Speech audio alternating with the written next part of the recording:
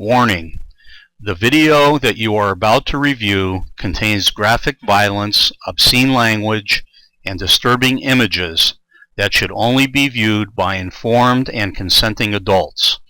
100% of all of the violence, obscene language, and disturbing images contained in this video has been perpetrated by the Pennsylvania State Troopers in their official capacities as police officers.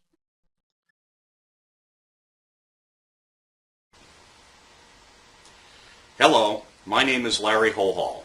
I am a former Pennsylvania police officer and a graduate of the Pennsylvania State Police Academy for Municipal Officers. I am also the author of a non-fiction book about judicial corruption in Pennsylvania. Since I wrote my book, countless people have approached me from all over the United States requesting help with their corruption issues. This case stands out from all that I have reviewed to date. Not because of the claims made, not because of the outrageous actions of those in power, not because it is a subject that is near and dear to my heart. It stands out for two reasons. The first is the absolute proof of the crimes committed by the Pennsylvania State Police. Secondly, and as importantly, the complicity and cover-up by all involved, including the State Police Oversight Mechanism, which is known as the Bureau of Integrity and Professional Standards. It is my hope that this video will outrage you to the point of taking action. But for the grace of God, this could have been your child or family member that these horrific acts happened to.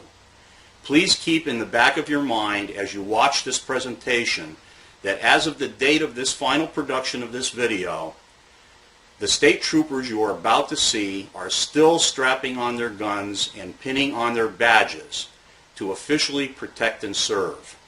You had better hope you or one of your loved ones never crosses paths with any of these Pennsylvania's finest. Early on the evening of March 8, 2010, 31-year-old Robert Leone of Vestal, New York, finished up a session of stargazing at the Copernic Observatory, which is about a 10-minute ride from his home. He was feeling particularly happy that evening. His life was in order. He had just gotten his driver's license back after being suspended for a non-accident DUI charge. He had gone cold turkey on his drinking for over a year, and the medication his doctor prescribed for his bipolar condition offered him some relief. An early evening drive in the country while listening to his favorite music seemed to be just the right thing to top off his evening. This drive would change his life forever. With his car's T-top open and his heater turned up full blast, his odyssey began. He crossed the border into Pennsylvania, which on a rural road simply consists of a small marker on the side of the road. Driving through the small town of Towanda, Pennsylvania, he was approached from behind by a Pennsylvania State Police car with its lights flashing. There was plenty of room for the trooper to pass him on his left and simply go around, but for some reason the trooper did not. The trooper then sounded his patrol car's siren, but still did not pass. Not knowing what was going on, Bob Leone became startled and confused. His reaction was no different than the confusion of an elderly person not knowing what to do in this situation. His bipolar condition added to his uncertainty. The thought that maybe he should pull over never entered his mind. In his mind, he had done nothing wrong. He wasn't speeding, he didn't go through any red lights or stop signs, and he simply became bewildered by the fact that the trooper would not pass him and go to whatever emergency he was obviously being directed to. Mr. Leone deducted when the trooper finally decided to pass him, he simply would, and that would be the end of it. Mr. Leone lit another cigarette and turned up his music so he could hear it over the siren. Mr. Leone continued driving towards his home at the blazing breakneck speed of 5 to 10 miles an hour under the posted speed limit. He noticed in his mirror that a second, third, fourth, and fifth police car was now apparently responding to the same emergency as the first trooper who still had not passed him. You and I know for a fact that if there was any question in our minds as to what the state troopers were up to, we would have simply pulled over long before now. I've been told that persons with bipolar conditions don't always think the way non-bipolar people do. They often rationalize their actions incorrectly. Mr. Leone knew he hadn't done anything wrong, so he was simply going to drive home and listen to his music. Other than not pulling over, Mr. Leone did not break a single traffic law. He did not speed, he did not attempt to elude, he didn't pass through any red lights or stop signs. This was simply a low-speed chase, which at least one of the troopers involved became bored and distracted, as evidenced by his onboard video. The dash cam video you are about to view has been edited for this presentation, but is available in its entirety. Instead of a trooper pulling a car in front of Mr. Leone and stopping him, a much more radical method was deployed. Stop sticks and ramming was the method of choice.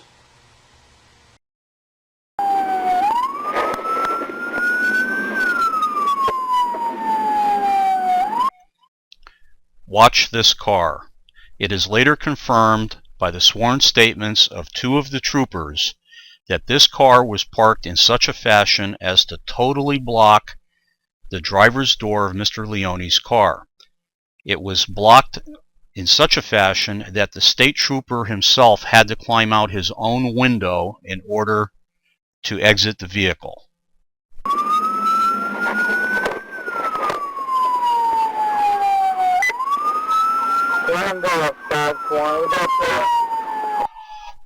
Although I cannot attest to the trooper's mindset at this time, it appears as though the trooper has decided there is no mortal threat, as he clearly holsters his service weapon.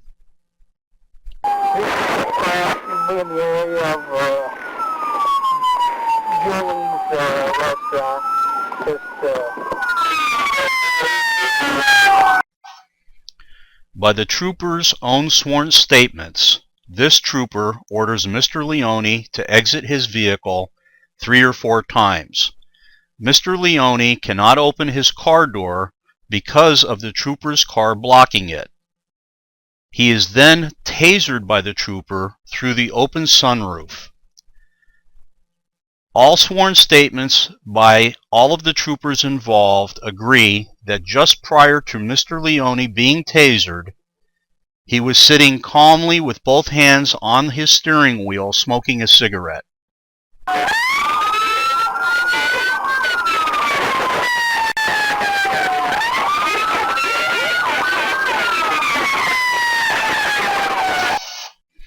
As Mr. Leone is removed through the passenger door, watch how Corporal STIPCAK positions himself on the roof of the car. Note that he does not exit the roof and then assist his fellow troopers in handcuffing Mr. Leone. Rather, he jumps directly onto Mr. Leone with both feet while Mr. Leone is face down on the ground. This maneuver is known as a monkey stomp and is not taught as a valid maneuver in the police academy.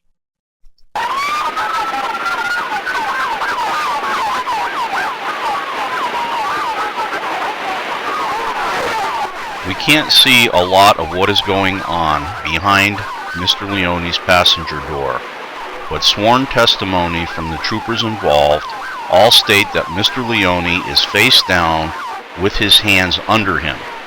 If you look closely under the car door, it will appear that from time to time you can see Mr. Leone's body bounce as he is being struck, kicked, and tasered.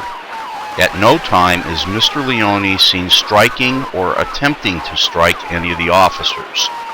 Mr. Leone still has taser probes in him, and the troopers testify he is being shocked multiple times while he is being beaten and kicked, or in their words, subdued. The troopers claim Mr. Leone is fighting so viciously at this point that later on they charge him with 3 felony counts of aggravated assault on a police officer. I have watched this segment dozens of times, and as hard as I look, I just don't see it.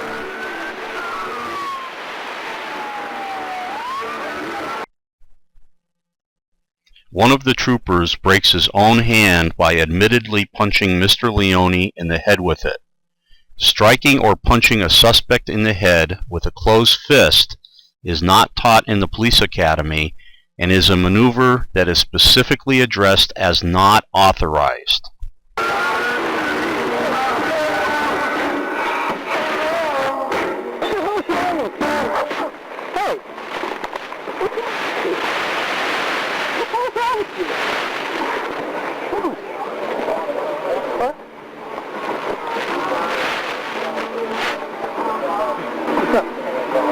What do you mean, what's up? What's up with you, dude? Why don't you stop? What? Why don't you stop? I'm driving. How do you sit up? Wait, sit up. All right. Sit up.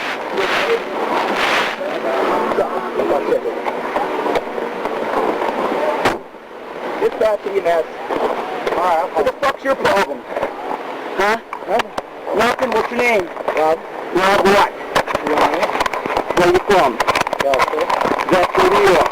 Yeah. I'm trying to drink tonight. Hold up. Hello? I have to drink tonight. Hello, As a former police officer, my experience has taught me that when people lie to cover up wrongdoing, they often lie about the unimportant issues with as much conviction as the important ones. In other words, they embellish the small issues to make the big issues look more believable. Here is an excerpt from the official internal investigation of this matter. The signed sworn affidavit accompanying this statement reads as follows. I, Trooper Andrew J. Burian, verify that I was given the opportunity to review the above information and that I was allowed to make any corrections or clarifications. By placing my signature in the space provided below, I verify that the above summation accurately reflects my observations of the events regarding this incident. His statement reads as follows. The suspect was still uncooperative and wouldn't walk to the car. Something so simple, but it is a lie. As you will see, Mr. Leone did cooperate and voluntarily walked to the car.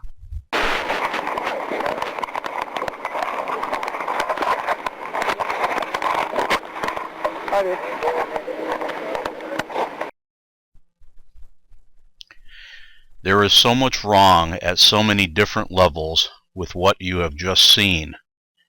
Unfortunately, things are about to get worse for Mr. Leone. Although we cannot see what is about to happen in the back of this state police car, we can clearly hear what is said and done as the audio track of this dash cam recorded it all. Additionally, nowhere in this video is Mr. Leone advised of his constitutional rights.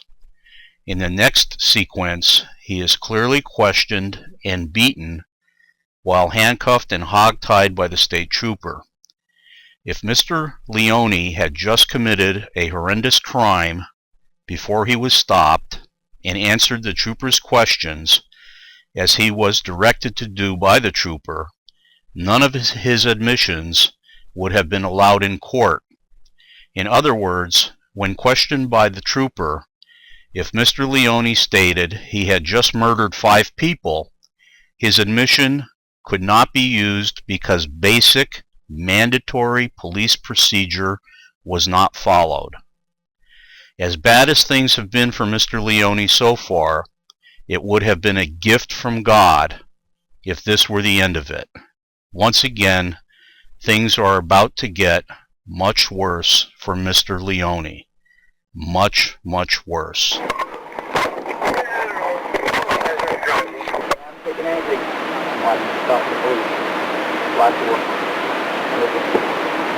Huh?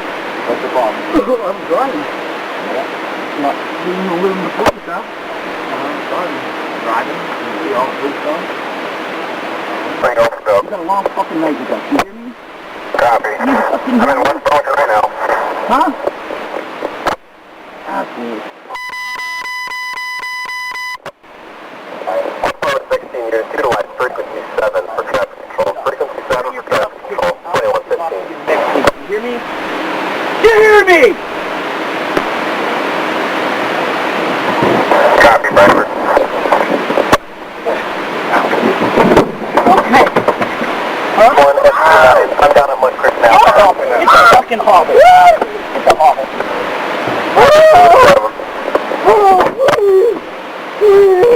Spit on me, jackass. I'm sorry. Huh? I'm sorry. Fucking spit on me. I'm sorry. No sorry for that. You know what it's called? Pennsylvania State Trooper, you asshole.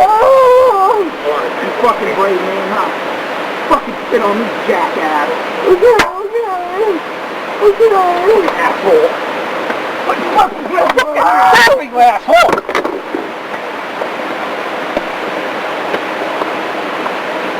Are you fucking stupid?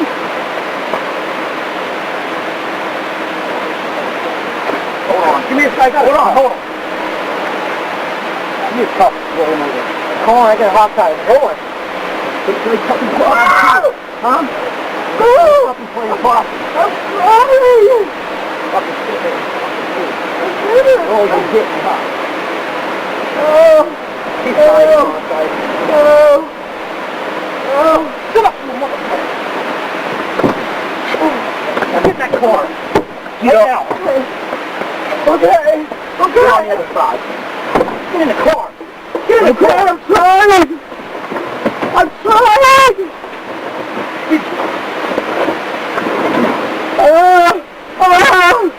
Please. On your side. Okay. On your side. Okay, like this? No, other side. Okay.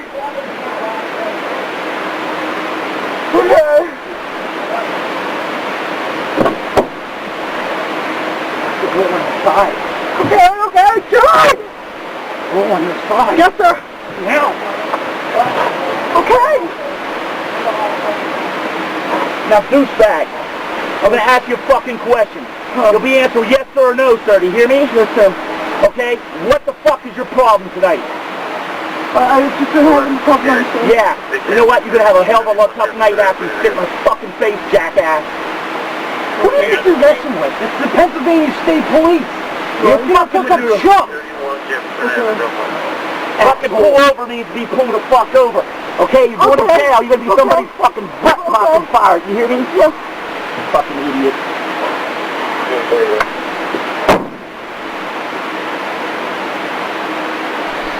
Listen carefully as we replay the point in the video where the trooper claims Mr. Leone spits on him.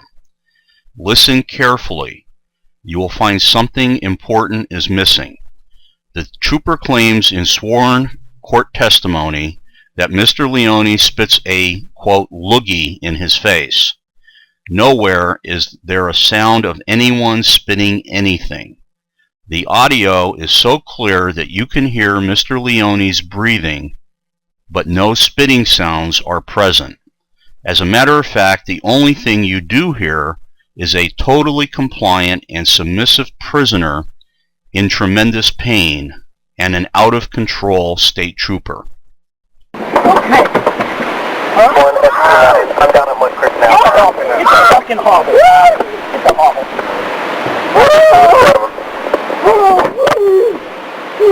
Fucking spit on me, jackass. I'm sorry. Huh? Okay, I'm sorry. Fucking spit on me.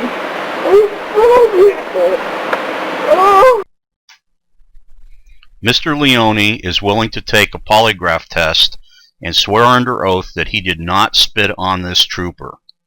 Let's say for argument purposes that a shackled prisoner does spit on a police officer. It now begs the question, does a police officer have the right to beat a prisoner that is shackled and in custody even if the prisoner spits on him? The obvious answer is no. If you recall earlier in the video, an ambulance has been requested to transport Mr. Leone to the hospital. Instead, when the ambulance shows up, the trooper with the broken hand is transported to the hospital in the ambulance, and Mr. Leone is kept hogtied in the back of the patrol car. He is then transported to the hospital in the car with a stop along the way at the barracks. Please try to visualize what I am about to read to you from the official hospital report of Mr. Leone's first visit. And yes, I said first visit. Patient was carried to triage room by police. Patient's hands were with handcuffs, and patient's feet were tied together with a rope, and the rope was also tied to the patient's handcuffs. It goes on. Patient is awake and cooperative with an effect that is calm. As you can see from the hospital report, Mr. Leone is both cooperative and submissive with the emergency personnel. At one point, when the troopers are outside the examination room, he quietly tries to tell a nurse that the police have been beating him, and he begs her for help. One of the troopers overhears Mr. Leone's plea. All of the hospital personnel are ordered out of the exam room by the trooper, and a second beating and tasering episode is commenced. Mr. Leone is silenced. Video evidence of this second beating may be available through hospital video, which is still being explored. Naturally, the trooper's version of this incident is totally different. Sworn court testimony verifies that Mr. Leone was tasered multiple times during this altercation, but the official computer taser report was not provided to Mr. Leone's defense, even though it was requested. In the overall scheme of things, this beating is a very important event, and I will reference it a little later on. This beating and the events leading up to it were witnessed by the nurse who was attending to Mr. Leone. It was explained to me that she was not brought into the trial to testify on Mr. Leone's behalf due to her extreme fear for her own personal safety. It was not Mr. Leone that she was afraid of. Mr. Leone was treated and released from the hospital and placed back into the custody of the troopers.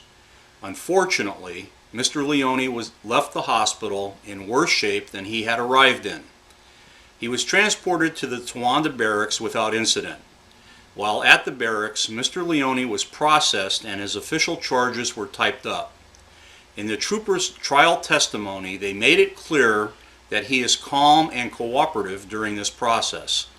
Some very strange and questionable things happen over the next few hours that will end up with Mr. Leone being transported back to the hospital. This time, he will be unconscious. While at the State Police Barracks, the troopers attempted to arraign Mr. Leone via internet video link with the on-call duty magistrate.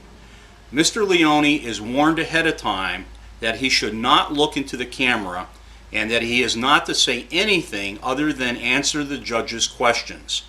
Mr. Leone jumps at the chance to beg the judge for help once the video link is established. According to Mr. Leone, the troopers disconnected the video link and claimed it was a malfunction. This disconnect can be verified by the on-call duty magistrate. According to Mr. Leone, he is once again beaten and tasered. Things start to get real fuzzy from this point forward. They claim while Mr. Leone was being walked to the waiting patrol car in order to be transported to the prison, he tried to escape. The troopers claim that Mr. Leone fought so viciously and violently, using only his feet, which were shackled at the time, that they had no choice but to mace him and repeatedly beat him into submission with their batons. Please take a look at the hospital diagram of Mr. Leone's injuries. All of the injuries noted on the assessment diagram are on Mr. Leone's back. Mr. Leone's vital signs are very alarming. His pulse rate is now 132. Respirations are 28 per minute. and his blood pressure is a staggering 174/109. The triage report states, patient unable to explain events prior to his arrival to the ED. There are many conflicting statements made on this emergency department report, which will be discussed at a later date. One of the most concerning is an entry made at 6:10 a.m. The attending nurse states, patient is shaking and disoriented to time and events. It appears on the report that 26 minutes later, Mr. Leone is discharged from the hospital back into the custody of the troopers. According to this report, no blood was drawn, no urine was gathered, and no x-rays or CAT scans were performed. After being discharged from the hospital, Mr. Leone was transported by troopers to the Bradford County Correctional Facility. Officials at the prison were horrified by the condition of Mr. Leone when he arrived. The following image is graphic, so please prepare yourself for what you are about to see. This is an official mugshot taken by the prison of Mr. Leone that, to my knowledge, has not been altered in any way. Note that the prison used a vest of some sort to cover Mr. Leone's blood-covered clothing. I have seen prisoners of war that have been treated better.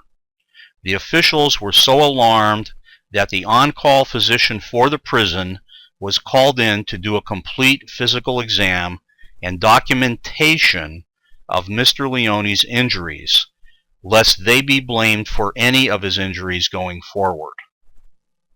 Mr. Leone had high-quality private health insurance when he was incarcerated.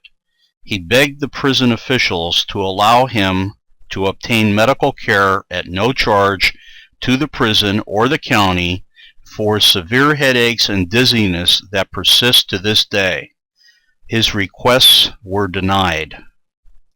At some point after Mr. Leone was incarcerated, he thinks he was arraigned.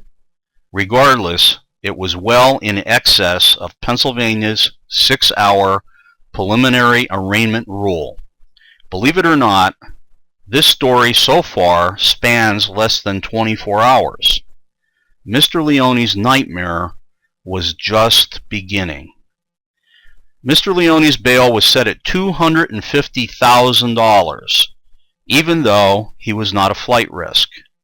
He languished in prison for 6 months before his trial was conducted.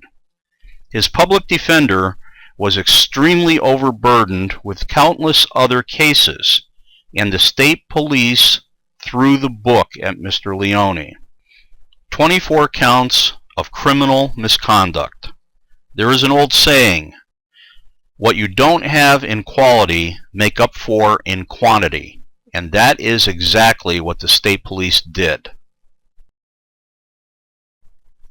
Remember the trooper that broke his hand on Mr. Leone's face while punching it? Well, Mr. Leone was charged with aggravated assault on a police officer for breaking that trooper's hand on his face. Remember when Mr. Leone was beaten and tased on the hospital stretcher? Well, he was charged with assaulting that trooper. The troopers also charged Mr. Leone with DUI, even though his blood test came back negative for alcohol or illegal drugs. I believe this case became so important to the state police that they convinced the district attorney of Bradford County to try the case himself, as opposed to one of his underlings. It is a decision the district attorney would later regret. Regardless of the less than stellar defense, the jury read right through the state police and district attorney's smokescreen. Mr. Leone was found not guilty or had charges dismissed on 20 of the 24 charges. All of the serious charges were gone. It looked like Mr. Leone should have been sentenced to time served. That did not happen. Mr. Leone has been sentenced to 1.5 to 4 years in prison and is still incarcerated. I believe with all of my heart that he will not be released until after the statute of limitations has expired on the crimes that have been committed against him. There is so much more to this story than time will permit in this video, but here are the main issues as I see them. An independent criminal investigation of this entire matter is in order. Not only were Mr. Leone's civil rights violated, but I believe the evidence clearly shows Mr. Leone was physically assaulted on numerous occasions by the state police. The Pennsylvania State Police Office of Integrity and Professional Standards needs to be independently investigated for criminal and civil liability for apparently covering up this entire matter. The fact that this internal investigation found no wrongdoing by any of the troopers involved here clearly indicates to me that the state police investigating themselves for any wrongdoing on any matter is really a bad idea. After reviewing the same dashcam video as you just did, I would have thought the District Attorney of Bradford County should have taken pause with this case, instead of jumping in with both feet to defend the actions of the state police. I believe there was an overt, well-thought-out attempt by the entire prosecution team to use the District Attorney's high profile to influence the trial judge's rulings during this trial. And I believe they were successful at doing so, as demonstrated by some serious verdict-changing evidence that was denied to the defense. For instance, once the internal investigation was referenced to the jury by one of the troopers on the stand as proof of no wrongdoing by him or any other member of the state police, the defense was clearly entitled to a copy of this report. I suspect the trial judge denied defense access to this document because it contains some very serious defense-aiding information. I also question the hospital releasing Mr. Leone back to the state police in the condition he was in after his second visit. Nowhere in their documentation does it show that Mr. Leone's vital signs stabilized and that he was out of danger. He very well could have died after his release, and we would not be reviewing anything right now. Let me touch on the prison. Why on God's green earth would a prison deny Mr. Leone access to additional medical treatment while knowing full well he needed it and had health insurance to pay for it? Why is Mr. Leone still in prison? The warden of the Bradford County Correctional Facility has commented to Mr. Leone's parents that if all of the prisoners in his facility acted like Mr. Leone, he wouldn't need any guards. Yet Mr. Leone has been denied release from prison by the parole board twice since becoming eligible. The first denial was because they stated he did not take a drug and alcohol abuse class while incarcerated. If you remember, he was found not guilty of that charge. The second denial was because they lost the paperwork. I believe a more sinister reason is at play here. I believe the statute of limitations, time restrictions, in which Mr. Leone can bring both civil and criminal charges against the responsible parties is the driving factor.